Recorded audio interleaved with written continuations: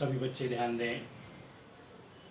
आज हम इम्पल्स या आवेग के बारे में बात करेंगे। पिछले टर्म पर रिवीजन में आप लोगों ने न्यूटन्स लॉ ऑफ मोशन पढ़ा था। उसी कड़ी में उसी का एक भाग है इम्पल्स। तो यहाँ आपको ये समझना होगा कि इम्पल्स क्या होता है। इधर ध्यान दीजिए। वास्तव में इम्पल्स या आवेग एक ऐसी भौतिक राशि है जो किसी डायनेमिक बॉडी की स्टेट को दर्शाता है, यानी वो डायनेमिक बॉडी किस अवस्था में है। जैसे कोई वस्तु चल रही है तो वो चलने की किस अवस्था में है, वो तेज चल रही है कि धीमी चल रही है, इसके बारे में जानकारी दी जाती है। अगर हम इसको सामान्य रूप से देखें तो इम्पल्स का मतलब होता है जब कोई बल किसी वस्तु पर थोड़े समय के लिए कार्य करता है तो बल तथा समय के गुणनफल को इम्पल्स या आवेग कहते हैं। When a force acts on a body for a short interval of time, then the product of the force and short interval is known as impulse। तो इधर ध्यान दीजिएगा। तो इम्पल्स, हम इम्पल्स को क्या लिख सकते हैं? Impulse is defined as the product of force and short interval of time।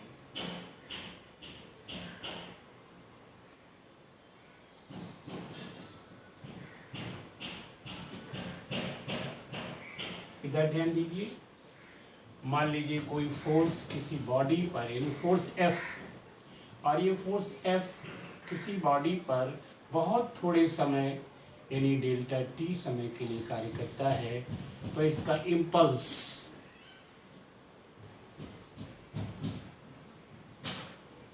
J, इसको हम J से लिखते हैं। इम्पल्स J किसी किसी बुक में I से भी लिखा गया है, लेकिन अधिकतर J से लिखा जाता है। J is equal to F into delta T। आप ध्यान दीजिए। वी हैव, यानी हम जानते हैं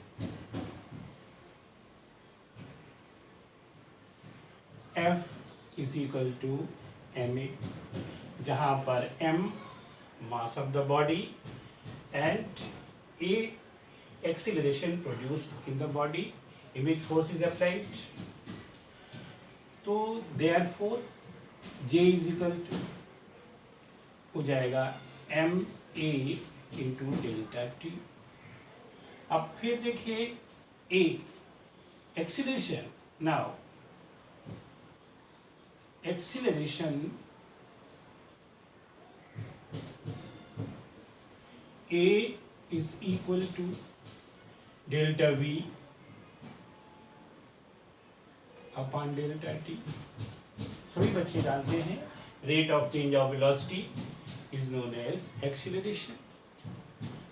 Therefore J is equal to m, यहाँ पर लिखेंगे delta V upon delta T into delta T। अब ध्यान से देखें तो डेल्टा टी से कैंसिल हो जाएगा, तो ये आ गया m इंटू डेल्टा V।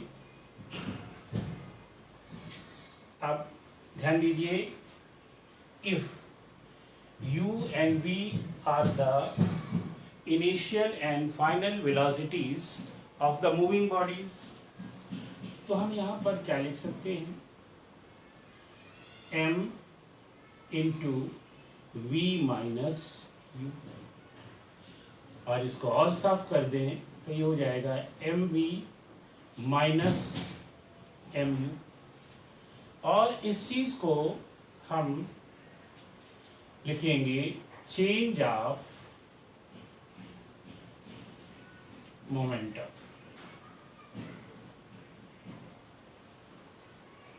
मतलब इस फार्मूले के देखने से हम क्या समझते हैं कि impulse is equal to change of momentum. अगर हम चेंज ऑफ मोमेंटम को डेल्टा पी लिख दें तो J is equal to delta P, J is equal to क्या है, डेल्टा पी। देयरफॉर, और इधर जे इज इक्वल टू आपने एफ इंटू डेल्टा टी लिखा है। अगर हम इसको इक्वेशन 1 मान लें तो by equation 1 J is equal to F into delta T, therefore यहाँ पर क्या लिख सकते हैं, F into delta T is equal to delta P. ये फार्मूला आपको याद रखना पड़ेगा, क्यों, इससे न्यूमेरिकल करने में आपको काफी सुविधा होगी। ये भी याद कर सकते हैं, यानी momentum impulse J is equal to delta P और impulse is equal to change of moment. अब देखिए, ये सब इतनी बातें पढ़ने की क्या आवश्यकता है, ये क्वेश्चन है। अभी आप जब देखेंगे तो आप खुद ही समझ जाएंगे कि मोमेंटम कितना जरूरी है, नॉट मोमेंटम, इम्पल्स कितना जरूरी है, यानी जो इसके अंदर चेंज ऑफ मोमेंटम होता है वो भी बहुत जरूरी है। जैसे आप देखिए यहाँ पर सबसे पहला केस लेते हैं, जब कोई खिलाड़ी, या हिंदी में हम लिख देते हैं, अंग्रेजी में भी लिख सकते हैं, हिंदी में लिख सकते हैं, चल रही गेंद खिलाड़ी द्वारा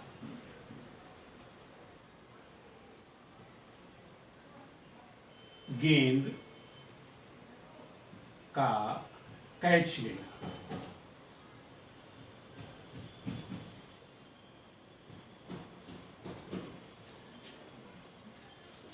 taking a catch by a player in the cricket. समझ गए कि नहीं? अब देखो कैसे, जैसे सब बच्चे इधर ध्यान दें, जब गेंद आगे आ रही होती है तो खिलाड़ी कैच लेते समय अपने हाथ आगे करता है। आगे करने से उस गेंद में इम्पल्स होता है, इम्पल्स से गेंद हाथ में आती है, यानी इम्पल्स का मतलब मोमेंटम होता है। अब ये मोमेंटम इतना तेज होता है कि हाथ में चोट लग सकती है, इसलिए यहाँ पर ऐसे पकड़ता है और झटके के साथ हाथ पीछे करता है, तो यहाँ से यहाँ तक आने में समय लग जाता है। जब समय लग जाता है तो जो दूसरा मोमेंटम है वो घट जाता है। अब जब मोमेंटम घट जाता है तो हाथ में चोट लगने की संभावना कम हो जाती है। जो पहले मोमेंटम हाई था, अब मोमेंटम कम हो गया, तो जैसे जैसे इंटरवल बढ़ता जाता है वैसे वैसे मोमेंटम छोटा होता जाता है, और जब मोमेंटम छोटा होता जाता है तो चोट लगने की संभावना कम हो जाती है। क्यों? ये देखा, change of momentum is equal to F into delta T, ये चेंज ऑफ मोमेंटम है, और इसके साथ जब कंपेयर करते हैं तो अगर डेल्टा टी बड़ी हो जाएगी तो एफ छोटा हो जाएगा। क्यों? चोट तो एफ से लगती है। चोट किससे लगेगी? फोर्स से। तो यहाँ पर चेंज ऑफ मोमेंटम तो होगा ही गेंद में। अब उस मोमेंटम में अगर आप टाइम बढ़ा लेते हैं चेंज होने में तो फोर्स कम हो जाता है, इसीलिए खिलाड़ी अपने हाथ पीछे की ओर खींचता है। और क्लियर करने के लिए दूसरा एग्जांपल आपको बताते हैं। स्कूटर्स या मोटरसाइकिल्स, यहां पर हम लिखे देते हैं automobiles,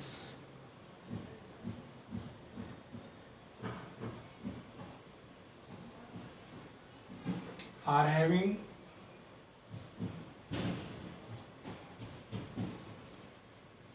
sockets, means sockets are provided in the automobiles। Scooter में, मोटरसाइकिल में सॉकर्स लगे होते हैं। सॉकर्स क्या करते हैं, सभी बच्चे यहाँ ध्यान से समझें।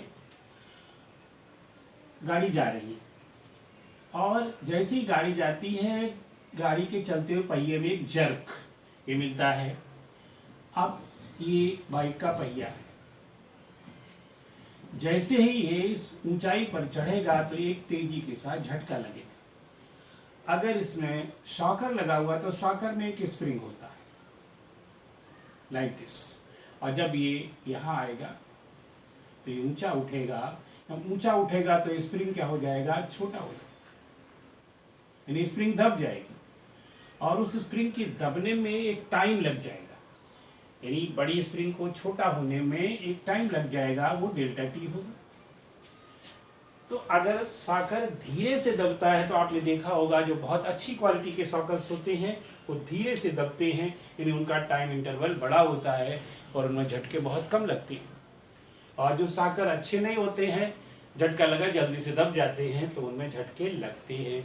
ये बात सभी बच्चों ने अनुभव की होगी, बाइक में सभी बैठे होंगे, स्कूटर में बैठे होंगे, कि जितना धीरे से सॉकर दबता है उतना ही झटका कम लगता है, ड्यू टू टाइम इंटरवल, मतलब due to increase of the time interval.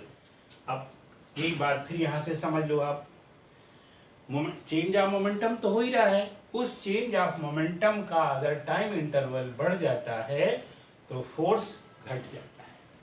तो सॉकर्स यही काम करते हैं। तीसरी, सभी बच्चे इसको समझेंगे, trains are having buffers. Trains are having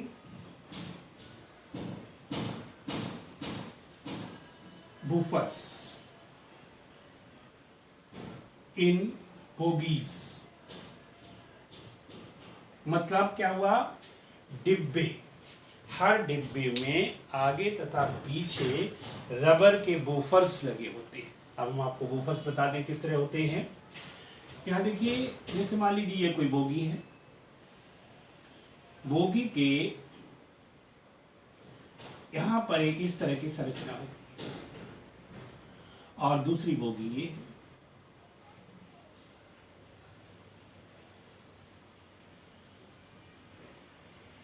और यहाँ पर भी इसी तरह की संरचना होगी, मतलब इस तरह का कंस्ट्रक्शन होता है यहाँ पर ये, और इसके अंदर रबर के जो पैड्स हैं वो लगे होते हैं। जब दोनों बोगीज जुड़ती हैं तो ये पैड दब जाते हैं, और दबने के बाद धीरे धीरे दबते हैं, जिससे बोगीज में झटका नहीं लगता है। आप बैठे होंगे ट्रेन में, जब ट्रेन शंटिंग करती है, डिब्बे आपस में जुड़ते हैं तो झटका लगता है, लेकिन बहुत कम लगता है, क्यों, उनमें भी बूफर्स लगे होते हैं। तो ये सभी बच्चे समझ गए होंगे। एक और आपको उदाहरण बता दें, यहाँ पर जैसे जब हाई जंप करना होता है तो देखा होगा, या तो वहाँ पर जो है स्पंज के गद्दे आगे डलवा दिए जाते हैं, या कच्ची ज़मीन की गुड़ाई कर दी जाती है। अगर कच्ची ज़मीन की गुड़ाई कर दी जाती है, या बहुत हाई क्लास जो प्लेग्राउंड है या गेम्स हैं उनमें जो है स्पंज के गद्दे डलवा दिए जाते हैं, तो जब हाई जंपर काफ़ी ऊंचाई से कूदता है, कूद करके नीचे आता है, जब गद्दे पर गिरता है या कच्ची ज़मीन पर गिरता है तो पैर ज़मीन से टकराते हैं, कच्ची ज़मीन दब जाती है, गद्दा होता है तो गद्दा दब जाता है, जिससे टाइम इंटरवल बढ़ जाता है। अब फिर वही बात आती है, जब टाइम इंटरवल बढ़ जाएगा तो फोर्स, जो रिएक्शन फोर्स है जिससे पैरों में चोट लगनी है, वो कम हो जाता है। इस तरह से सभी बच्चे समझ गए होंगे कि इम्पल्स का हमारे जीवन में कितना महत्व है। और अब इसी बात का ध्यान रखने के लिए अधिकतर खिलाड़ी, जो नए नए खिलाड़ी होते हैं, जो कैच लेते हैं, उनके हाथों में चोट लग जाती है। क्यों?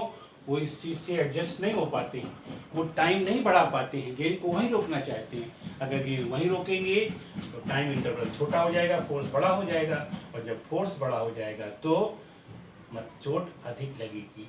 अब शायद सभी बच्चे समझ गए होंगे कि इम्पल्स क्या है।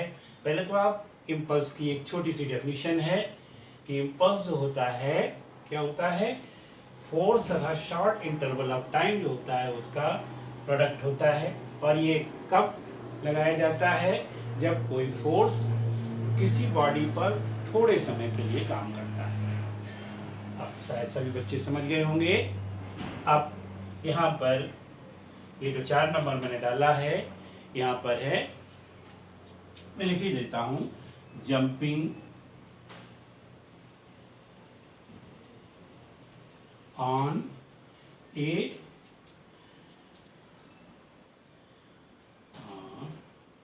कच्चा रोड।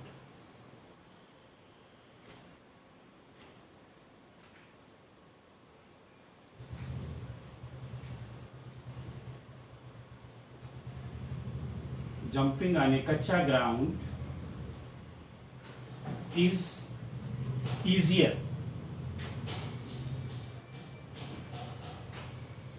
than पक्का ग्राउंड। ये बात हम समझा चुके हैं, केवल लिखे देते हैं। क्या है?